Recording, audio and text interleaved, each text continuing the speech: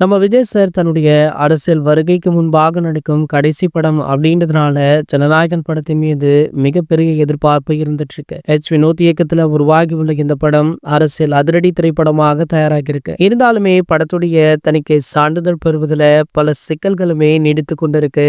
இது தொடர்பான வழக்கு நேற்று சென்னை உயர்நீதிமன்றத்துல மீண்டுமே விசாரணைக்கு வந்தது. படத்துடைய சில காட்சிகள் மற்றும் வசனங்கள் குறித்து தணிக்கை வாரியம் எழுப்பியுள்ள ஆட்சேபனைகளுக்கு எதிராக தயாரிப்பு தரப்பு வாதாடி இருக்காங்களா? இரு தரப்பு வாதங்களையும் விவரிக்க கேட்ட நீதிபதிகள் இந்த வழக்குடைய தீர்ப்பை தேதி குறிப்பிடாமல் ஒத்தி வச்சிருக்காங்க. இதனால படம் திட்டமிட்டபடி வெளியாகுமா அப்படின்றதுல பெரிய கேள்விக்குறியாகவே இருந்துட்டு இருக்கு. படத்துடைய வெளியீடு தள்ளி போய் கொண்டே இருப்பதால அதனுடைய வியாபார ரீதியான பாதிப்புகள் தற்போது வெளியாக இருக்கா.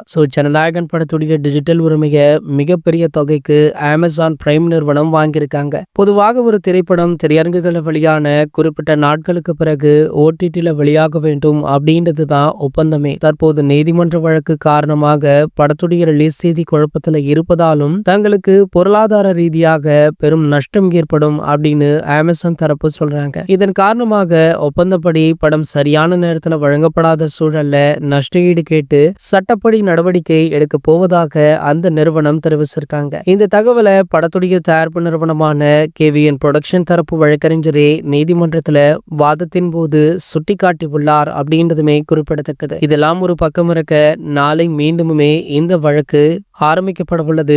கண்டிப்பாக நாளை தீர்ப்பு கிடைக்கும் அப்படின்ற நம்பிக்கையுடன் ரசிகர்களுமே ஆவலுடன் காத்துட்டு இருக்காங்க. அப்படி தீர்ப்பு கிடைக்கும் பட்சத்துல இந்த படத்துடைய ரிலீஸ் செய்தி 26 இருக்குமா அப்படின்ற கேள்வியுமே இருந்துட்டு இருக்கு. இது போன்ற செய்திகளை பத்தி நீங்க உடனே தெரிஞ்சுக்க நம்மளுடைய சேனலை மறக்காம சப்ஸ்கிரைப் பண்ணிக்கோங்க.